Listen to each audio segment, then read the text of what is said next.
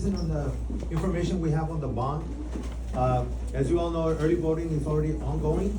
So this is my last presentation that I have for Coffee with the Superintendent. And we just want to give information as much as possible to the community. And this is what we've been doing for the last, actually for me, it's been about 6 months of doing this, presenting to different groups throughout the community, throughout the district. And then we put this PowerPoint together, and then we've had about 5 teams going out and presenting also to all the campuses, to the staff, to the parents, and to different groups out there that we have in McAllen. So now we're down to the last few days left that are left during early voting, as well as election days on May the 2nd. So this is one last informational item for everyone, just to get the information on the bond. So let me go ahead and start with the presentation. First of all, one of the things that we always talk about is that we have 4 goals in McAllen ISD. We work on those goals every day. And if you look at goal number 1, student achievement is always going to be a top priority for us. And people development. The fact that we are a district that has a lot of employees, over 3,000 employees, people development is something that we work on as one of our goals. But this bond focuses on goals 3 and 4, which is financial priorities and facility priorities. That's something that we haven't done in quite a while, when it comes to facilities. We just haven't been able to upgrade, remodel facilities for over 25 years. And it's not that there's a lack of maintenance, because we do have a maintenance crew. We have about 100 employees, Ruben? We have about 100 maintenance employees, but they're just upkeeping what we currently have. However, buildings, as you know, like anything else, over the years, they deteriorate. The roofs, the parking lots, the HVACs, and things like that.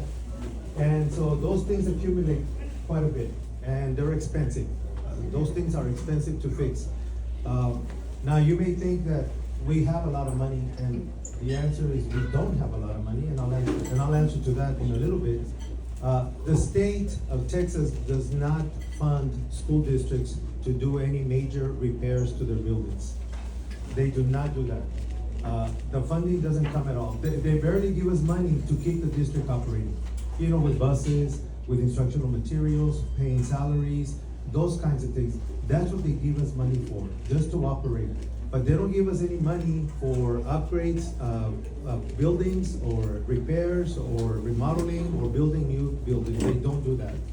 That, they put it back on local communities, on the voters to decide.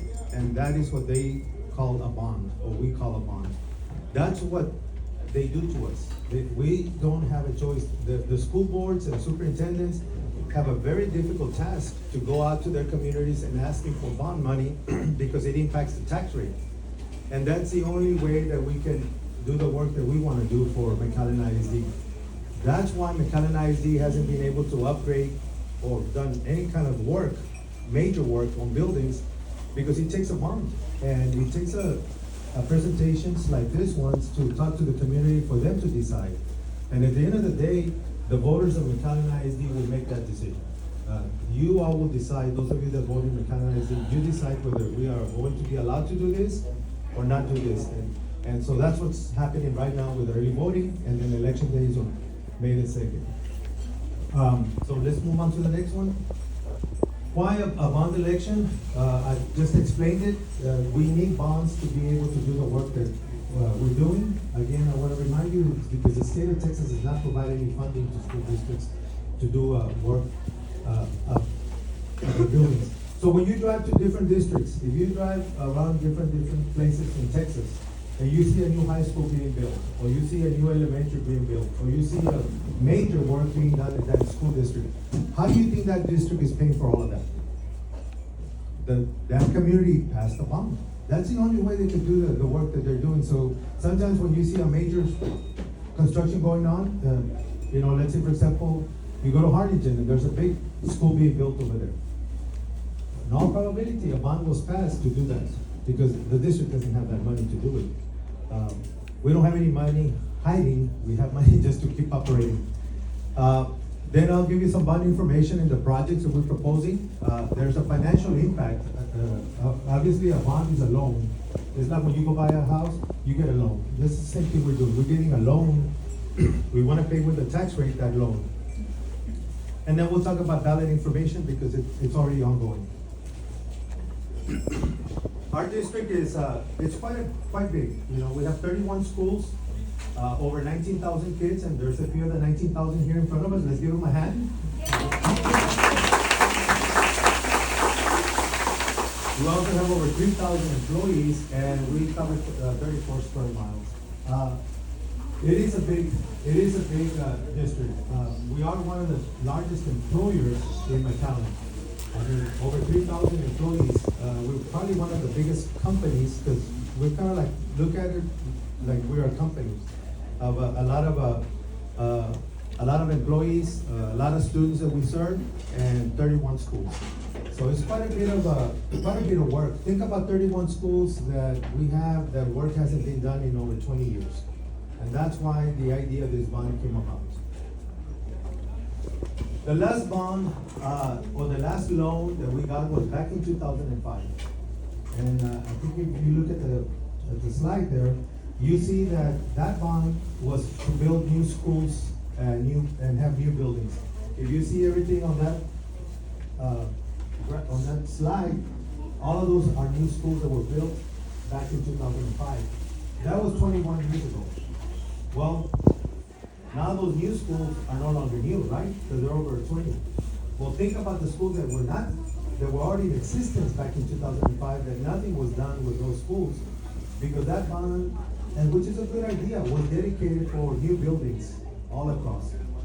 And beautiful campuses, but now they're over 20 years old, and all of those buildings, along with the existing buildings at the time, need major work. And that's why we came up with again, the idea of looking at this bond to do the repairs that we need to do throughout the district. So even those new things are no longer new. But that bond dedicated itself for new buildings, and it was a great, and by the way, we're paying off that bond already this year. It's gonna be paid off sooner than later. And so that's a great work that was done back then.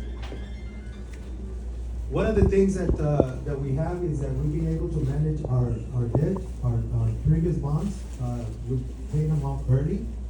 And that's why we're proposing this new bond, is because we are liquidating, or we are paying off previous loans or previous bonds earlier than later. And so that puts us in a good position to propose a new bond and maintain the same tax rate. So, because they ask me sometimes, how can you keep the same tax rate and go out for a bond? It's because we are getting rid of loans or previous bonds, and we want to maintain that tax rate to go borrow some new money. Does that make sense? Without raising the tax rate. Okay? So that's why we're doing that. Now, we're also very proud that we have a very healthy fund balance. And our fund balance is close to $100 million. I think it's about $94 million fund balance. We are supposed to keep up to at least 75 days of operating expenses. 75 days with a fund balance. The fund balance is kind of like a savings account, okay? And that savings account is supposed to be big enough to operate 75 days. Ours is, we are operating almost 150 days with the savings that we have. And sometimes I get asked, well, why don't you get savings from that money to do some of this work that you're proposing on the bond? Well, I'm gonna tell you one thing. We have 75 days is the minimum requirement. We have about 150 days, which is about 5 months. Instead of having like 2 months or 3 months of operating savings, we have 5 months. I'd rather keep that money reserved because we are living in very unpredictable times. And you know very well that there's a lot of federal employees that for the last year or 2 years haven't gotten paid because the government has done what? They've shut down. Ask the TSA employees at the airports how difficult it is to be going to work and not getting paid because the government is not opening up the budget for them to get paid. Well, I want to make sure that if it ever happens that the state doesn't fund school districts for some reason, because we are living in unpredictable times, McAllen ISD can still operate up to 5 months and pay all their employees, maintain the education of our kids, have that transportation system, feed the kids and everything up to 5 months without any state assistance.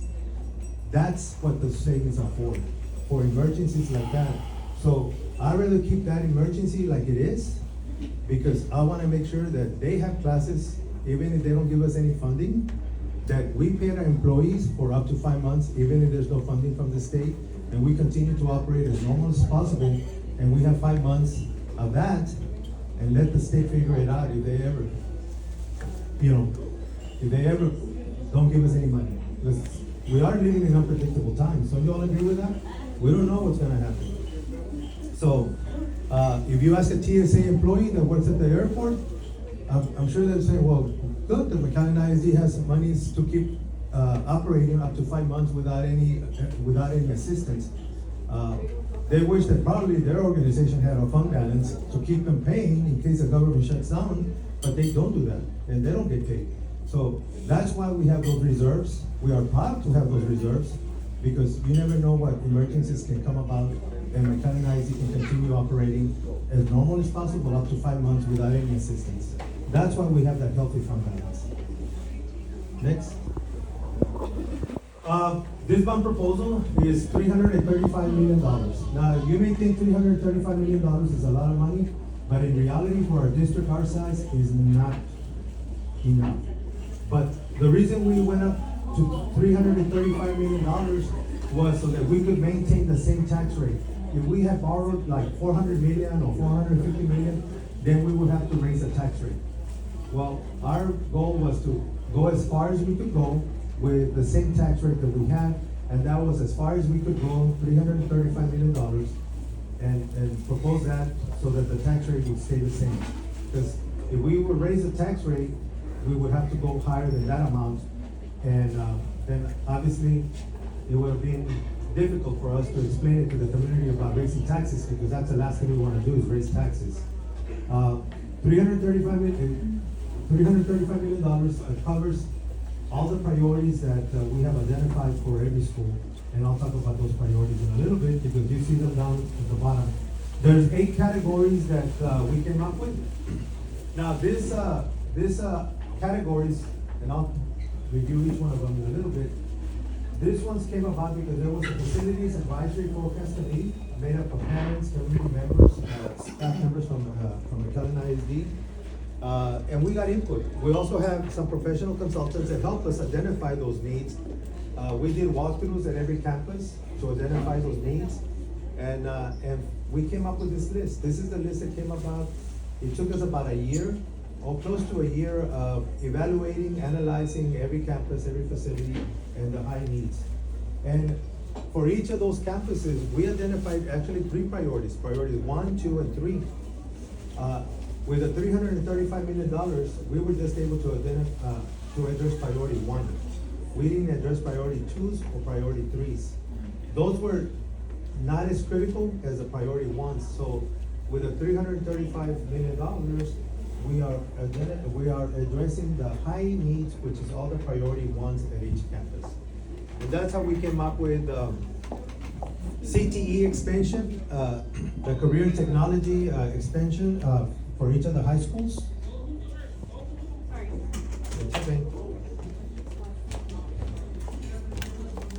I'll continue because I already know this. I've been doing it so many times. So the CTE expansion, we want to add some new buildings to the high schools, to McAllen High, to Nicky Rowe, and to Memorial. And this is to continue expanding career technical education programs for our kids, because a lot of the jobs are in the career technical education. We want our kids to be college, but there's also kids that want to be career ready. And career readiness is through CTE programs that we have at each of the high schools.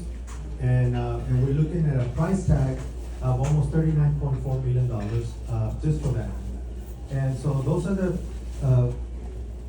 proposals for CTE expansion at each of the high schools, but that's adding a building to each of the high schools to continue addressing the career technical programs that we offer at McAllen ISD. And then we go to the next one.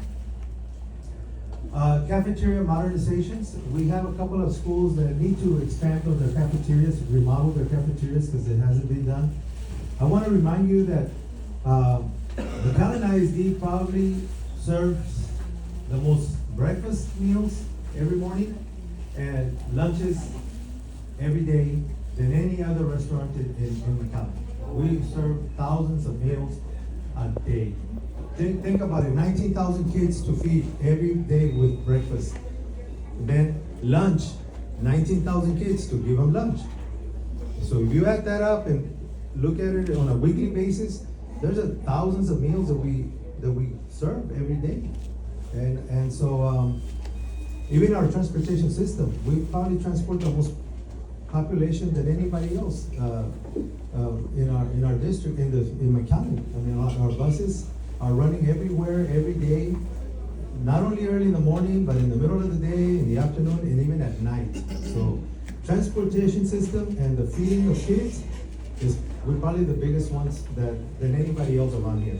So with cafeteria modernizations and serving those thousands of meals, those schools need some upgrades, and we identified those through the committee, through the consultants, and this project also became part of the bond proposal because it was a high need at those schools.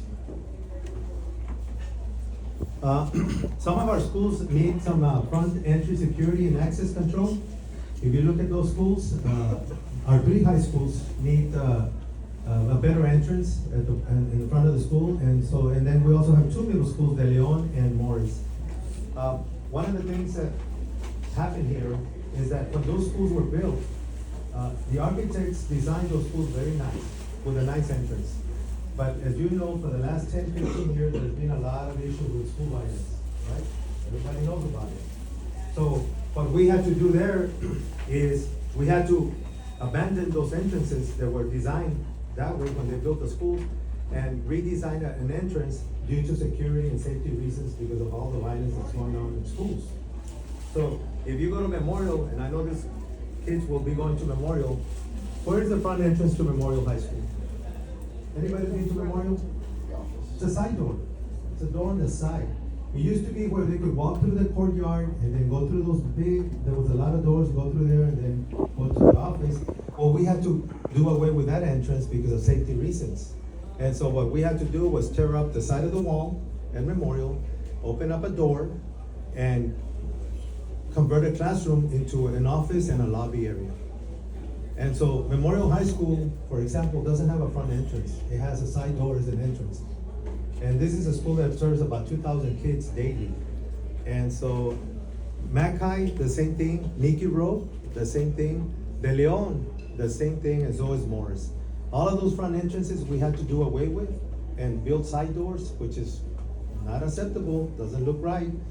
So the committee and everyone identified that we need to give those schools a better front entrance, a better looking entrance, a better front with a nice lobby and provide that safety and security, but for those schools to have an identity of having a front entrance, because they don't have an identity of a front entrance. Does that, everybody understands that? And if you go to those schools, you'll see what I'm talking about. So that was a high priority, and that's what we intend to do with the bond. Next slide. We have a couple of schools that have not had an enclosed gymnasiums. Those are the 5 schools out of 18 elementary schools. All the other ones have it. It's out of the 18 except those 5. Again, this was also identified as a high need by the committee and everyone. And so we added these 5 projects at those 5 elementary schools so that the kids could have enclosed gymnasiums. Fine arts, the 3 high schools will get another building, a new building to expand on our fine arts program. Right now, if you look at these 3 high schools, we have a lot of kids practicing in portable buildings with very limited space. They may be practicing in the hallway.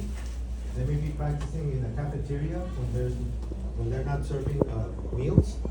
Or sometimes they may be practicing outside because of space. There is no space. Even though we have one of the top fine arts programs in the state, from band, orchestra, choir, mariachi, and all of that, our kids don't have space to do that.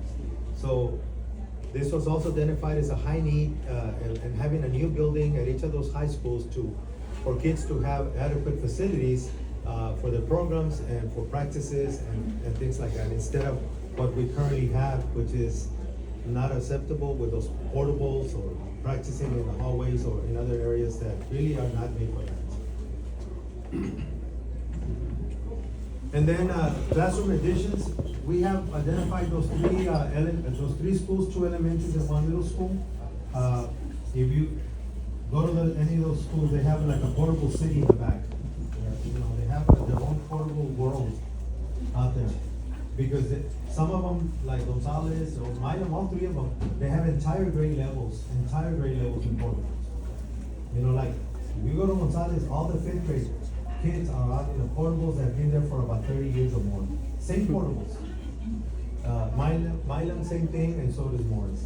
So this was a higher need too that needed to be addressed, and the way to get rid of those portables is adding classroom wings to those buildings to accommodate all the kids, and they can be part of the main building and not be in a portable. Sometimes they call it a portable barrio or something like that, you know. So we want them to have their own identity with the rest of the school, and not be segregated out there in portable buildings like we currently have. And those are entire grade levels, by the way. And sometimes even it filters into a second, like a 4th grade group. So that was a high need to be able to address that. Campus refresh, McAllen Memorial and Leaky Row is about remodeling inside the schools. Needs remodeling.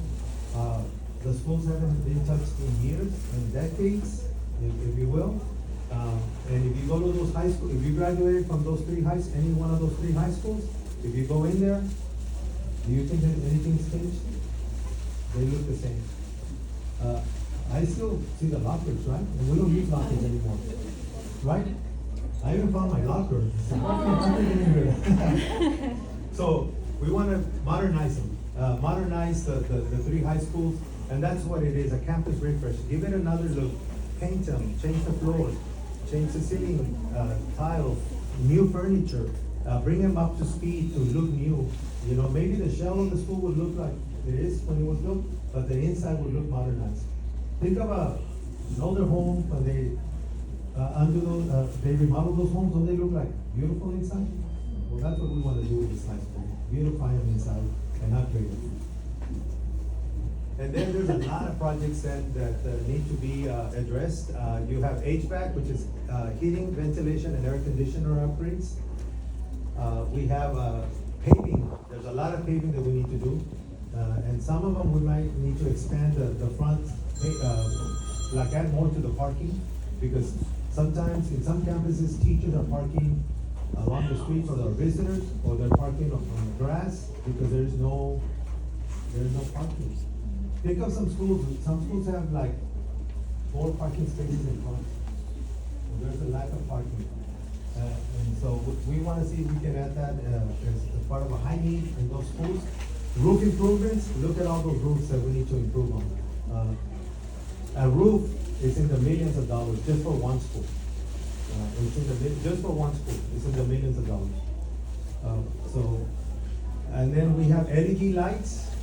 All the campuses will get LED lights. Safety and security access controls, all the campuses. HVAC controls, the heating, ventilation, air conditioning controls, all the campuses. So when you look at all of these bond projects, all the schools are getting something. Elementary, middle school, and high school, all the kids are going to benefit. Now, some will get a little more than others, but that all depends on the age of the school, how old is the school, and that also depends what the committees that were out there identified as high priority needs. But at the end of the day, every child at every level is going to get improvements from this bond. Okay? And if they don't get it in elementary, don't get some in elementary, when they go to the middle schools, they're gonna get improvements in middle school, and when they go to high school, they're gonna get their improvements at the high school. So kids will see improvements throughout all 3 levels, elementary, middle school, and high school. So the intent of this bond was to leave no school behind, was to address every school. Tax rate. How is this loan gonna be paid? Through our tax. If you look at it here, the last 5 years, or 6 years rather, since 2020, our tax rate has decreased from $1.13 to 93 cents. Every year it's gone down. Now, some people may say, well, the state has has reduced the tax rate. Yes, the state has done some of it, but so have we. We have also done some of our due diligence and decreased the tax rate. And so we've been very responsible with the tax rate, with our taxpayers to make sure that we are one of the lowest taxing entities in the area, because I know about taxes. Nobody wants to pay taxes, right? Kids don't know this yet, but you're gonna learn this when you get to be our age, you know, how taxes are going to be. But those of us here in this room, the adults, we know about taxes. We don't wanna pay more taxes. Nobody does, right? So, if you look at this graph, our tax rate has decreased about 20% from 2020 to now. Again, it's gone down from $1.13 to 93 cents. And so that's something that we're proud of in McAllen ISD, because we know that this is something that we always need to be aware and keep this rate as low as we can. If you look at this slide, it gives us a comparison with surrounding districts. You see where McAllen is? McAllen is one of the lowest taxing entities among school districts in the area. And if the bond passes, it will remain at that rate of 93 cents. It will still be towards the bottom. The ones at the top are much higher rates, tax rate. Why do you think those schools may have a higher tax rate? What do you think? Why do you think they have it higher than us? Huh? Because they probably passed bonds. They have passed bonds before where they raised the tax rate, and there are communities that said yes to that.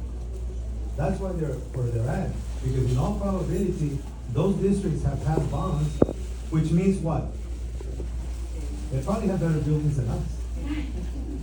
Right? Sometimes people drive around other districts and say, hey, we went to competition at this such and such school district. Their high school is beautiful compared to ours. Well, just look at their bonds. They probably have bonds that they were able to do all that work.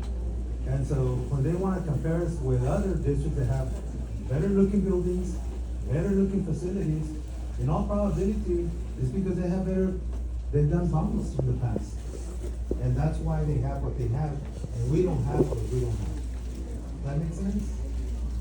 And so, but, you know, if that's why we wanted to keep the same tax rate and be able to do the improvements that we need to make and be able to compete, you know? Now, what happens if the bond doesn't pass? I ask this question all the time. What happens if the bond fails? Anybody? Nothing gets done. Everything remains 25 years, 30 years, and going on into more, you know, going on like it is. If you look at the tax rate, this is just a real quick breakdown of our tax rate. There's 93 cents. 80 cents out of the 93 is utilized for daily operations, salaries, transportation, instructional materials. 80 cents out of the 93 are utilized for that. The other side is the 13 cents. That's how we're paying the loans and the previous bonds. And so when you have the 80 cents and the 13 cents, that's what adds up to the 93 cents. Our intent is to keep those 13 cents or somewhere around there, 13 cents, to be able to pay for this new bond that we're proposing. Okay? That's our intent. And that's why the tax rate remains at 93 cents, is to be able to have those 13 cents to pay for this bond. That's the breakdown of our tax rate. And if the bond passes, then we anticipate, our financial advisors have done this kind of a graph and this kind of a study. Our financial advisors anticipate that the bond passing, our tax rate remains constant at 93 cents. They have analyzed it up until 2030, but of course, you know, there's, we'll see how things go after that, but they have analyzed it at 93 cents is what is needed, at least for the next 5 years or so, to be able to maintain 93 cents should the bond pass. There's a couple of tax breaks that our community members have. If those community members or McAllen residents that are 65 and older, if they have a tax exemption from their home values of $200,000, and they also have a tax freeze. Their home values will not go up after 65. They freeze your home value, appraised values. But The good thing about it is that they get a tax break of $200,000 off their, the value of their home, so they don't pay taxes for that amount. So if you have some residents in McAllen that are over 65, their home is appraised at $300,000, they only pay $100,000 out of that value because $200,000 are exempted. They only pay $100,000. If it's a $300,000 home, if you're 65 and older, you're only gonna pay taxes on that home for $100,000. The other $200,000, you're exempted from paying taxes. Does that make everybody get the idea? If you're younger than 65, they exempt you $140,000 from. They exempt $140,000 from your home. Okay. So if you're younger than 65, to keep the math simple, if your house is appraised at 240, how much do you pay taxes on that home? If you're younger than 65, for $100,000, because they exempt you $140,000 off the value of your home, so you don't pay taxes for that amount. For $140,000, they exempt that the appraised value of your home. Okay, so this is a tax break that all taxpayers get, whether you're 65 and older or you're younger than 65. We all get a tax break from the values of our home.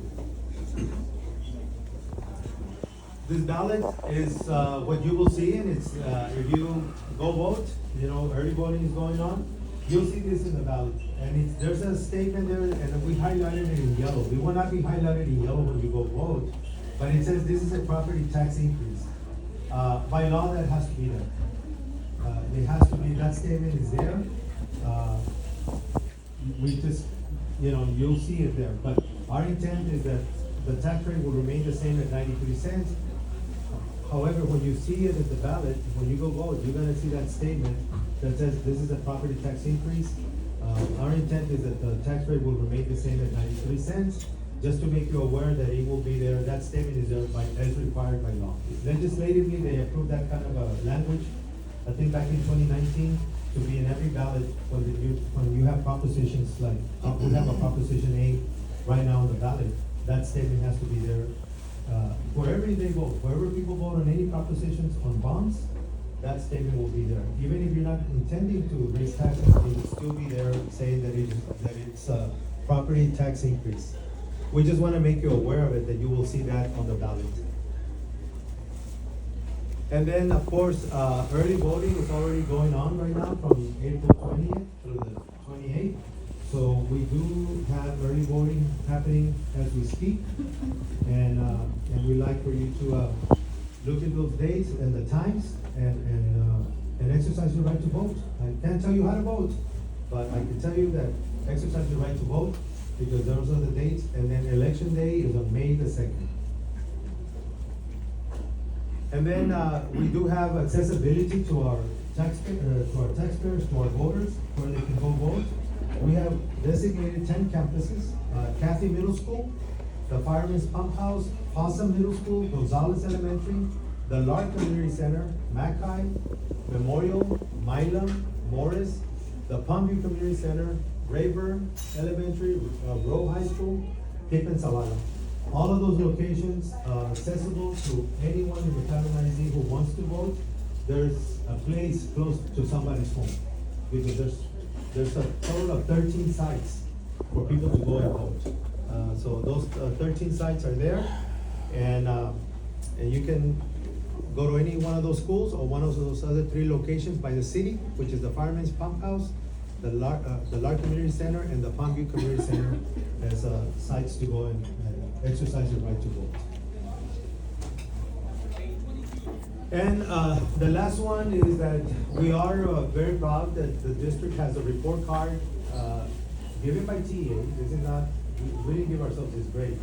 TA recognizes the work of school districts and the work of our staff and our kids. We are proud that McAllen ISD is an A-rated district in academics, and that we are also an A-rated district in finance, because they do issue letter grades to campus, to districts, to school districts, based on academic performance and based on financial performance. Because you have school districts that can get a B in one of those categories. They can also get a C, they can get a D, or they can get an F. you know, those grades are out there, and we do have districts that may have a B or a D or an F in those categories or both of them. But in McAllen ISD, our report card by TA, by the Texas Education Agency, that McAllen ISD is an A-rated district in those two categories. How about if we were to give ourselves a grade in facilities, where do you think we would get? What do you think we would get? Do you think we'll get an A? Anybody thinks we'll get an A in facilities? They don't give grades in facilities, but if they were to give a letter grade, I don't know if we would have an A in facilities. What do y'all think, students? Y'all go into those schools. Y'all know. They're the experts, they see it every day. But you see what I mean? You see what I mean? I just want to put it in perspective that what letter grade would McAllen ISD get in facilities if we haven't done anything in the last, anything like this that we're proposing in the last 25 to 30 years? Think about it. I don't think that there's a person here in this room that would think we have an A. I don't think so. But we want to get as close as we can get to an A. Should the bond pass, then we want to be as informative, as transparent as we can be. We want to have a bond oversight committee because we want to be informative, transparent, and we want to make sure that our community gets involved in the process with us of making sure that all these projects that we're talking about get done on time and within budget. So you're gonna continue hearing from us. Even after, if the bond passes, we will continue to remain informative and transparent, and through coffees with the superintendent, through school board meetings, through community meetings, through board workshops, we will remain informative, transparent throughout the whole process, throughout all the entire projects, and we would want to have a bond oversight committee made up of community members and staff members working together to make sure that our transparency, our information, and our projects get done. And every dollar, every nickel, every penny will be accounted for through an oversight committee, beyond the school board, beyond the superintendent, because we believe that we're gonna need more bonds in the future, and the success and the transparency of this bond will set future bonds for McAllen ISD by being just open, having open government and transparency. Does that make sense? Okay? Thank you so much, Dr. Gutierrez. Now we open the floor for questions.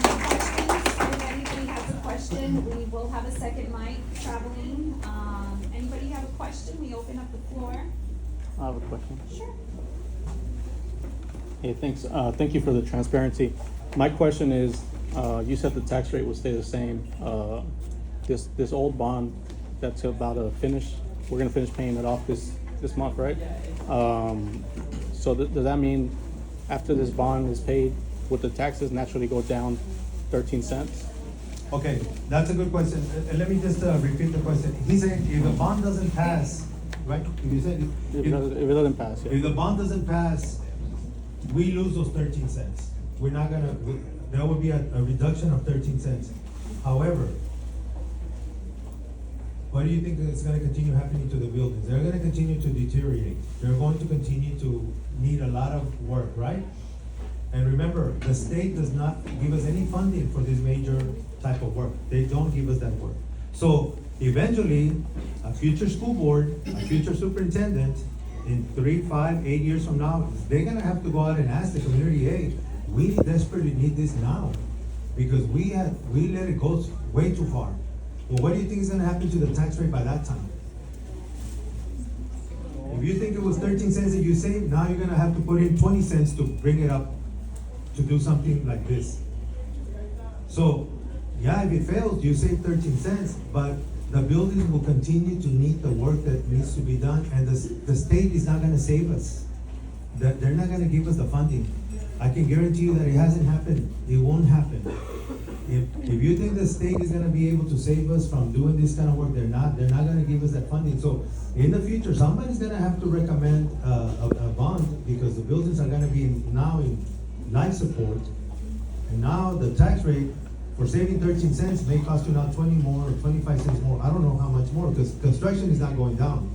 Construction is just increasing every every time. The price of doing construction work has doubled or tripled over the last 5-10 years, and it's not gonna get any better. It doesn't get better. But that's gonna be up to the voters of this community to decide, and I'm glad you're asking that question, because that's the downside of it. Yeah, you're gonna save now, but you're gonna pay later more. A lot more. And eventually another bond is gonna have to come up to the voters to decide, because by that time, imagine what the buildings will be like. And I'm just saying that what could happen, if it fails, that it will continue to, it's gonna get more expensive. That's really the reality of this. Question?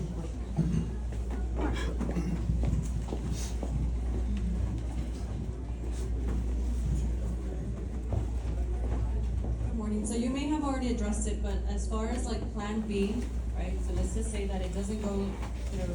What is the Plan B, and how long do we have to wait again to be able to vote for this? Because I do see the vision. I think it's great, it's well needed, and we're acting now before it gets worse. But for those that may not see the vision right now, what would Plan B look like? Plan B is actually to continue what we've been doing, just fixing on the go and taking care of emergencies as we go, and setting those priorities. Something that needs to be desperately fixed will get fixed. Something that could wait, we're just gonna wait. That's really what it is. That's pretty much how districts are doing. Take care of their facilities. They're just going by what they can afford, and look at the emergencies and address those emergencies, and those things that could be delayed further down another year or two. Be able to delay it another year or two, because again, funding wise is what makes it so difficult. So that's Plan B and that's what we're doing right now. That's all we've been doing, is just trying to do Band-Aid work. And those that are major emergencies, then we have to set money aside and take care of those major emergencies. But it's hard to continue working this way, because we'll never catch up. The only way that we can catch up with all the needs that we have is through this proposal bond, because the projects are major, and that's, Better for the kids. I mean, at the end of the day, that's. yeah, better for the kids, exactly. Yes, ma'am? Microphone? Thank you. Sí, buenos días a todos. La pregunta es, no me quedó claro lo de la seguridad en las escuelas. ¿Seguridad? Por esto, porque tenemos policías aquí en el distrito, trabajan de 8 a 5 de la tarde, creo que ahí no se paga la seguridad, son 24 horas la seguridad. Entonces, si hay un problema después de las 5, le hablan a la policía McAllen. Entonces, ¿para qué los queremos así? O sea, antes había 24 horas de seguridad, ahorita no hay nada de eso. De 8 a 5 y ya se acabó. Porque acuérdate que después de las 5 de la tarde inicio todavía en el high school, en el middle school, y entran a las 8 y las high school están abiertas desde las 10 de la mañana. Puede entrar cualquier persona, ponerse toma el caso de checar eso. Esa es mi pregunta. Gracias. He's talking about security, police security after 5 o'clock, because we're pretty much open 24/7 as a school district. We do have a police department. We have police everywhere as much as we can, because we have so many events. But we do have we pay our officers beyond the regular hours. We do pay them, and we do have them out there. Because remember, go to any high school and middle schools, we have events going on at night, and there's officers out there. And if there's not an officer, there's a patrol going out there. But we do have we pay a lot of overtime with our officers to be out there beyond the 8 to 5, because safety and security is 24/7. Because we still have kids practicing at 6 in the afternoon, at 8 o'clock at night. We have games going on. And we gotta maintain that safety and security, because school doesn't close at 5 o'clock for us. School sometimes starts at 5 o'clock for some kids. Ladies, you all practice out there, right? Do you all stay beyond 5 o'clock practicing? All right, do you all see officers out there? Do you all feel safe sometimes? Yes?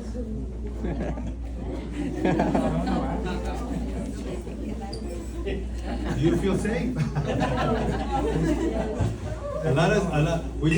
We have incidents every time, but we have a police force that is going to be out there, and we have patrols, and we have cameras, and we have door locks, and I mean, we get audited every month. Every campus gets audited. They probably don't know this, but we get audited every month, not by us, but by the Region 1 Center and by the state. They go to the schools unannounced, unexpectedly, to check every door that is locked, and to check that everybody's getting screened and that everybody's checking in the front office. And if we don't do that, they do a citation. And then we have a safety committee that meets and goes over those citations, because then we have to make a corrective action plan. See, y'all don't know that, right? But we get, if you see people out there, strangers, they're not strangers, they're actually auditors that are checking on us to make sure that we have all the safety protocols, and they show up unannounced, and that goes all year, throughout the school year. And we get those reports, and then we have to report them to the school board as to the results of those audits. And, you know, we just had one, I think this week, we had one, and we passed it. We passed it. There's still a couple of more before the school year is over, but every school is gonna get visited unannounced. We have to have a safety is a 24/7. It doesn't stop, it doesn't end, it continues. But it's not just the police department. Whose responsibility is the safety and security at our schools? ¿De quién es la responsabilidad? De todos. De todos, everybody. Everybody has we gotta be responsible, because, you know, there's people everywhere. And we gotta make sure that we monitor that. And so, safety and security is number one, top priority. Any questions? Early voting, don't forget, is happening as we speak, and will continue for the rest of the week.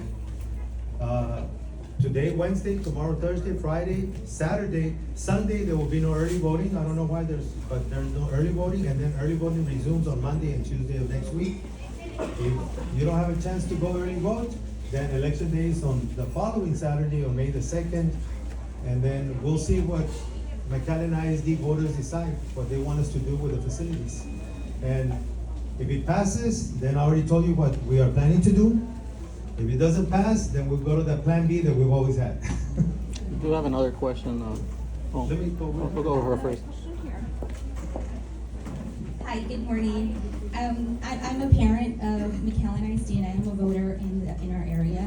And I think what I could just reflect on, I'm really supportive of the bond.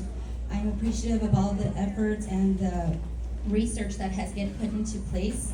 But I think a lot of our parents and other citizens of McAllen, their concern or their misunderstanding of it is, I think they're scared, what happens when it passes? Who's going to make sure that that is happening? How can we make sure that our school board addresses the needs and really uses this money for what it's intended for? And I think that's what I know, because I work in the community a lot with elderlies and with people. I go to people's homes, so they're concerned about that. And I can't assure any to them because I'm not in that position, but I think that's what a lot of our citizens are afraid of. Is that really going to happen? Is that going to happen in 10 years? Is that going to happen in 5 years? Because this bond is going to extend over a period of time. So I think they need some kind of an assurance, some kind of a plan to follow, and is it being followed? And I think that bond committee would really assure to give them that reassurance and to give them that understanding. Hey, this is what it's for. Hey, this is going to help our schools. I've been in a lot of the schools, and yes, they're scary. You know, I have athletes that practice on the fields, that shower in the showers, that use the locker room. So they're not in the best condition. I've been in I'm a McAllen Memorial parent, so I visited a lot of these schools through open houses and different events, and some of those classrooms, you know, the roofs are, I tell my kid, oh my gosh, sometimes don't even touch the roof, you're gonna get tetanus from the roof, you know? So it's little things like that. So I know that it's needed. I know that the maintenance is needed. I know that our school board and our top officials, they do what's best for the kids, because we can assure it, our district is a very high school. But that's what I think a lot of the people are afraid of. They're afraid of, are we gonna do exactly what we're supposed to do? And how can we make sure that the contractors are the best contractors, that the bids are the best bids? So I think that's where a lot of the misunderstanding, and I think that's where a lot of the parents and other citizens have that disconnect, like yes or no, you know. And I can only hear it because I hear it from the community. I can give them my opinion, but of course that's just my opinion. But I thank everybody for putting this presentation. It's a lot of work. But that, I think just if we can give that reassurance to the voters, because it's gonna be on their hands, you know. Okay. That was a long question. Let me break I it down. Let me break it down in parts. Let me- It's a question, concern, Yeah. everything. Let me break it in parts, because it was a multiple part Yeah. question. Okay, I don't know about you all, but I Alright. tracked the 2005 bond from McAllen ISD. And back when there was newspapers, remember there was Yeah. newspapers, something called newspapers? McAllen ISD did an amazing job back in 2005 when they had newspapers, and they would put an ad on the paper, because I followed that bond. It was called Under Construction. I don't know if you remember that. And they had all the projects all the time, of all the, as they were doing all these new buildings. And it was called Under Construction. And they kept the community very well informed. And a great job by that administration and the board at the time. Well, fast forward to now, we have a lot more accessibility to you all through social media. So our social media is gonna be active. It's going to remain active with this. So now you have more information that the 2005 bond gave, because back then it was through newspapers. Now we have a lot of messaging that we can do to you. Our social media will be active. Our bond oversight committee is going to be involved in that process. Our intent is that this bond will deliver all the projects, because if we don't do that, then we don't wanna lose the trust and the faith of the community for future bonds.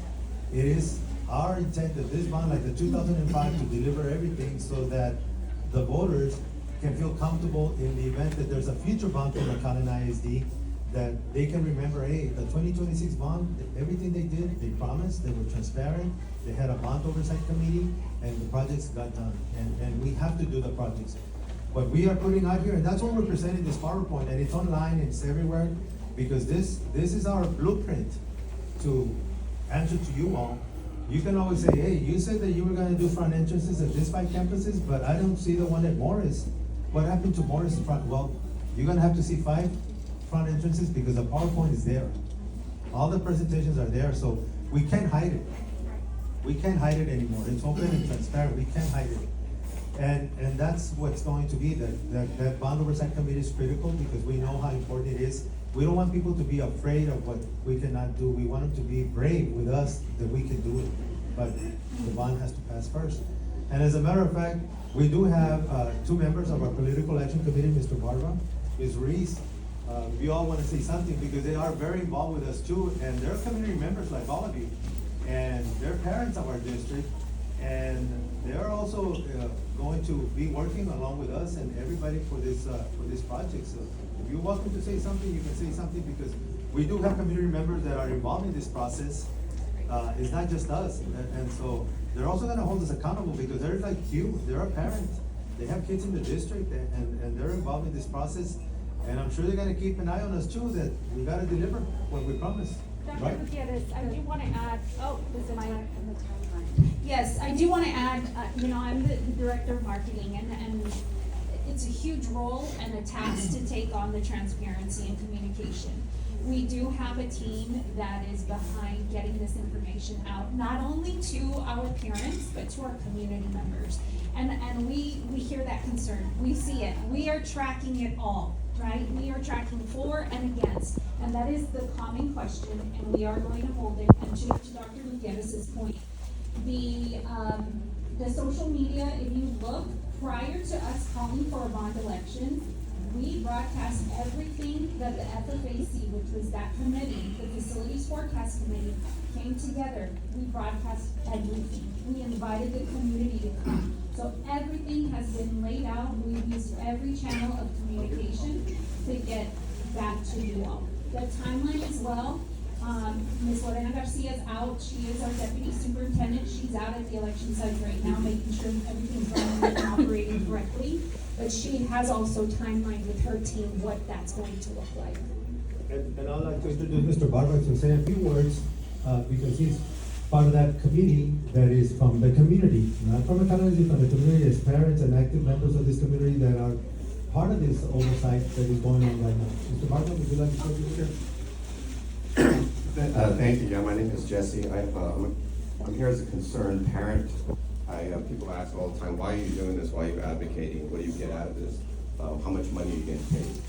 So Norma, Luis, and I, we formed a political action committee so that way we can accept donations, so we can do things like put up signs to vote for the bond. I'm sure you've seen signs out there that say no to the bond, right? No to the taxes. Who are these people? Why are they doing that? Those people are not us. We've done some research, and those signs are paid for by people who are not from McAllen. 85% of the money that goes to ask to tell you to not vote for the bond, vote no on the bond, comes from outside of McAllen. There are property owners who want to see a vast decrease in the taxable amount of their properties. So they have beef with the appraisal district, and the way that they're going to take a stand is by having you defund your public schools. They may have children in the school district, very unlikely, they don't live in the area. They don't care about the kids, in my opinion. They don't care about the schools, they care about the taxes that they're paying on their businesses. Well, I'm here to tell you I don't care about them. I care about you, I care about our kids, I care about the dilapidated buildings, I care about the broken toilets at Memorial, I care about the roofs over at Brown, I care about the ruts over at Kathy. And these girls have gotten more finance education in the last hour than I've gotten in law school. So that's what I do. I am a lawyer. I'm a corporate lawyer. We don't do any business with the district. I don't do any business with the district. If the bond passes, we get zero business from the district. If the bond fails, we get zero business in the district. I am here to advocate for the kids. And I'm here to tell you something that they cannot say for a good reason. Vote for the bond. Vote for the bond. It is good for you, it is good for our communities, it is good for our kids, it is necessary. We haven't had major improvements since 2005. Since 2005, and I am asking you to please vote for the bond. Of course, we are supported by local people, a couple of folks outside the area, but over 85% of our own money comes from the McAllen population. And they are helping us to get the word out to vote for the bond. So I am telling you to please vote. They can't tell you to vote yes, they can't tell you to vote no. Maybe a couple of them would want you to vote no, but they can't say that either. But I ask you to please vote for the bond. Go down to Fireman's Park, go down to Kathy, go to Morris, go to your local precinct and vote for the bond. We need this to pass. Thank you, Mr.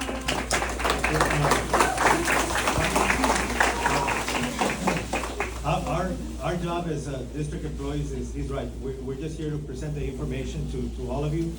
Everyone has to exercise the right to vote, everyone, and I'm now speaking as superintendent, is what you decide, the information is laid out, we presented it.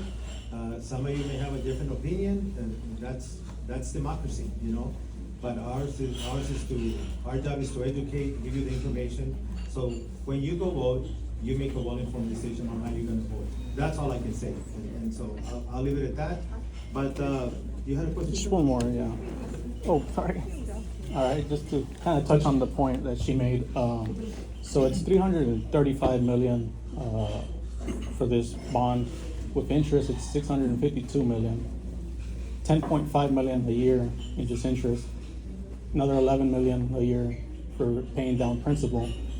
So my question is, that's if the tax rate stays at the 13% that it is now. The 90. Okay, so my question is there a way, an alternative, if this is strike down, to where we keep the tax rate at 13%, but to pay, I think that would be like close to $18 million a year, to where we could pay each year $18 million in renovations.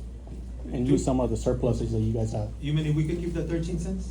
Yeah, we could keep it Yeah. at 13, or we could get taxpayers to agree to that. Yeah. Okay, good question. The 13 cents that we are paying loans and bonds, once we pay all our debt, we lose those 13 cents. We cannot retain them. It takes a vote of the community to keep them, and that's why we're doing what we're doing.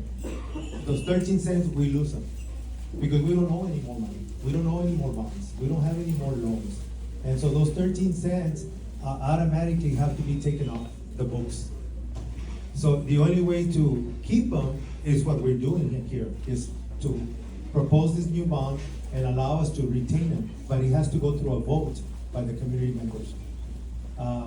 So if it doesn't pass, I cannot say, or the school board cannot say, okay, we wanna keep this 13 cents and borrow out those 13 cents, something less. It doesn't work that way. We have to propose a new bond, a new tax rate, and then again, put it back on the community, and then start all over again with presentations. I wish we could keep the 13 cents if it didn't pass, but we lose those 13 cents. Because by law, we have to, if we don't owe any more loans or any more bonds, then we cannot keep those 13 cents. They have to be taken off the books. And if we wanna bring them back up, we have to go again, all over again through a vote. So that's the reality of this. But that's a is that good alternative. It could be an alternative, but again, it has to come back to the voters to decide. Yeah. You know, so. But then, and then, right, what happens to the buildings that are still, you know, deteriorating? And so like, was the 13 cents worth it? Right? Yeah. I mean, Well, they have elections cost money. yeah. Well, they have over $100 million. They could use 20 right now to fix. The fund balance, as you mentioned, is for M&L operations, so it's a lot more difficult. The fund balance is, again, is for emergencies, and again, I wanna remind you all that we are living in very unpredictable times. Funding is, we might have to balance our budget, by the way, it's something that I haven't talked about. We might have to balance our budget for next year by taking some money out of the fund balance to balance out, because, why? Because the state is not providing us the sufficient funds to continue operating like we are. But if we wanna maintain all the programs, if we wanna maintain all the services to our kids, then we may have to borrow from our own savings. And in all probability, this coming budget year, we might have to go dip into our fund balance to be able to balance the budget. That's what the money is for, to take care of emergencies. Let me give you another example of an emergency. You all are seeing the stadium with a new turf and a new track. Why do you think we're doing that right now? We couldn't wait for a bond. We could have done it with a bond, but we couldn't do it we couldn't wait for the bond because our field was already very old. It was a safety issue. Athletes were tearing up their knees, ankles, because it was already very uneven. It had already exceeded the 10-year warranty that we had. And the track was also in bad shape. Kids were getting hurt. We had no choice but to take $2.5 million out of our fund balance, emergency, to be able to do this work right now.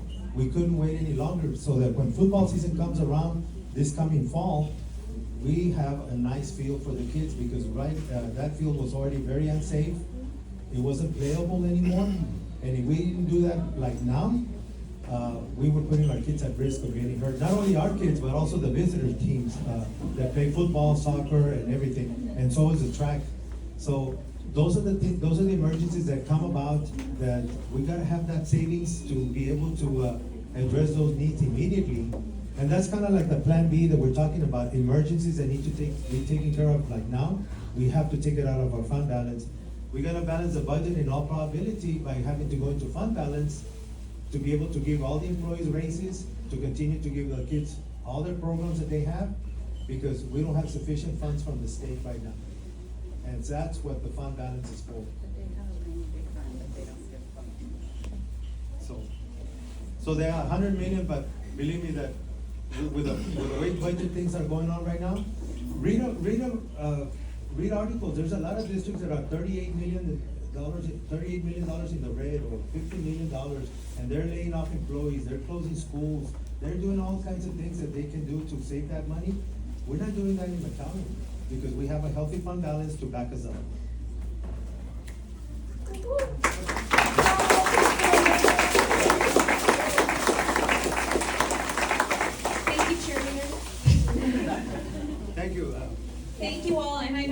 a little over our expected time. We don't wanna take up too much